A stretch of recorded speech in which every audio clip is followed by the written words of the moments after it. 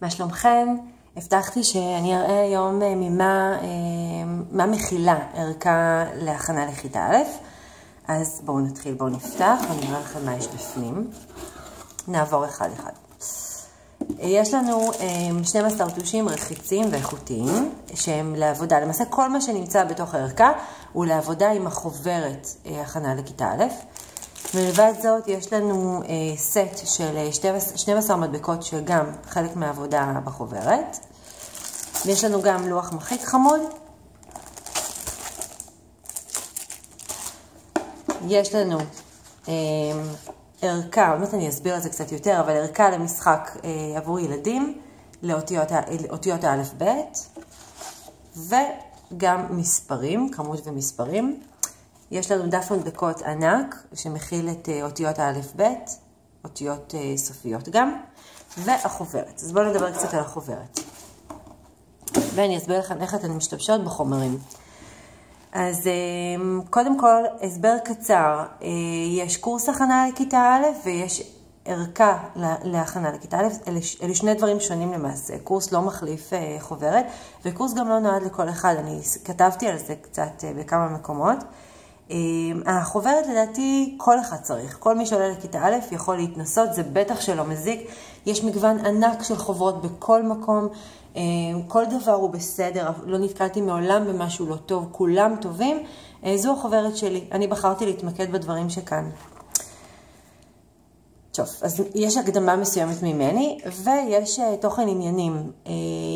בערכה הזו אנחנו נעבוד על תרגול של מוטוריקה עדינה, זה חוזר לעצמו בכמה אופנים, דיאגרמות, מאוד חשוב לי גם לדבר על דיאגרמות, חשבון, עברית, הבעה בעל פה, ואת המשחקים הנלווים, שנדבר גם עליהם.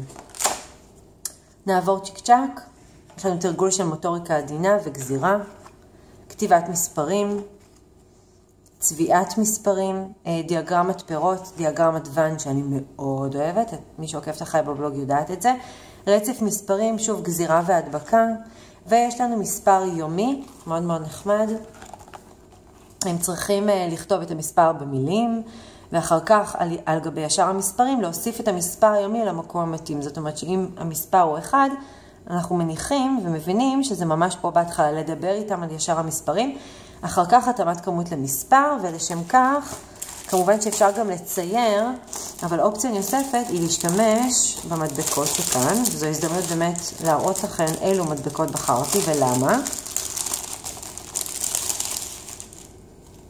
אחת מהמדבקות האלו של העיגולים, איתם אני רוצה שיראו לי את התאמת כמות למספר. זה חוזר על עצמו עד המספר 20. מיד לאחר מכן, יש לנו תרגול של תרגילי חיבור. שוב פעם, יש אפשרות לתרגל יחד עם הסט של המדבקות. יש די הרבה צבעים, יש המון אפשרויות כיפיות ויפות. גם תרגילי חיסור בצד השני. ואנחנו מתחילים את אותיות האלף ב' שזה כיף, כיף, כיף. הרעיון הוא כמובן לא להגזים, לא לעשות הכל בבת אחת, אפשר כל יום להתמקד באות אחת או שתי אותיות, להדביק תמונות, גזרי עיתונים ומדבקות של פריטים המתחילים באות א'. אז כאן יש לנו כל מיני אפשרויות, צריך לעבור אחד אחד ולראות מה מתחיל באות א' וכולי, להוסיף ציורים, שוב גזרי עיתונים, כל מה שרק אפשר. אני מאוד אוהבת שמשתמשים באותיות גם הזוהרות, זה מקסים בעיניי. זה נורא יפה, זה כיף לשמור את זה, זה ממש חוברת שכיף לשמור אותה כמה שנים טובות, כמה שניתן.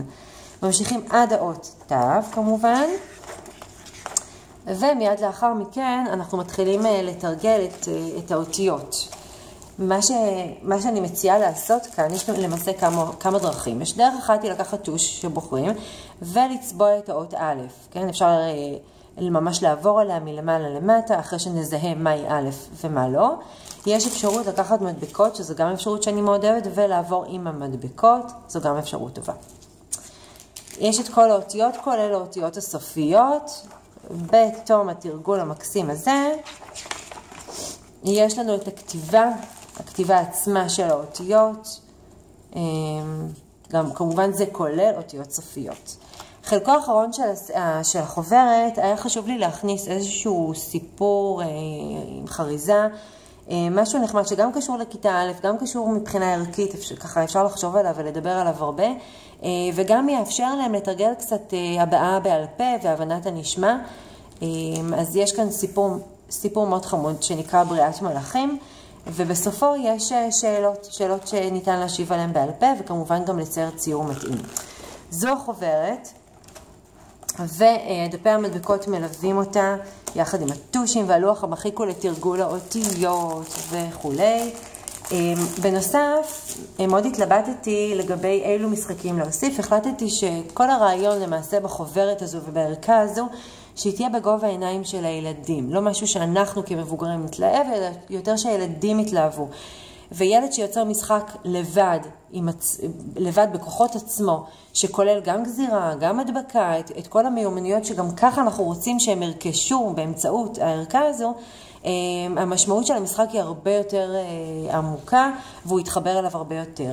אז יצרתי פשוט דף שילדים צריכים לגזור, כן, לעבור ככה לפי קווי המתאר ולגזור, ככה גם להתאמן על העניין הזה, על המיומנות הזו, ולהדביק את המספר ותמונה. אחר כך אפשר לעשות מזה משחק של התאמת כמות למספר, אפשר לשחק בזוגות, אפשר ללכת עם זה לכל מקום שרוצים, זה בחשבון, ואותו הדבר בדיוק בעברית. וזהו, זו הערכה המקסימה, היא מגיעה לכם עם פייטים בשביל הכיף, וזהו. בהצלחה לכל הילדים שעולים לכיתה א'. דבר נוסף חמוד הוא שהבת שלי גם עולה לכיתה א', ואני גם עושה קורס הכנה לכיתה א'. מה שאני אעשה זה אני אעבוד עם הבת שלי עם החוברת, ואני אעלה בצורה מסודרת או סרטון או לפוסט תמונות שבהם היא עובדת, ותראו ממש איך אפשר לעבוד עם זה. הרעיון הכי חשוב שהיה בחוברת מבחינתי, המאסט, זה שהילד יוכל לעבוד באופן עצמאי.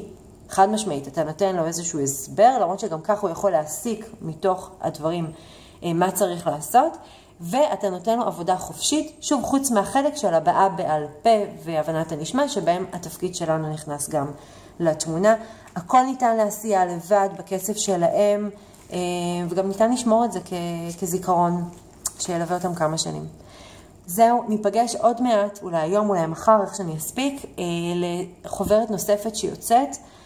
זו חוברת שאף פעם לא עשיתי, זו פעם ראשונה לגמרי, מאוד יפה, היא מתאימה כבר לכיתות הגבוהות יותר, היא מתאימה לילדים עם משלב גבוה, אנחנו נדבר על הכל, כי גם להם מגיע, זאת אומרת לכולם מגיע, לא רק למי שצריך לחזק, גם למי שכבר נמצא במקום גבוה ורוצה להתרומם עוד קצת מעלה. אז זהו, נתראה בסרטון הבא. ביי ביי.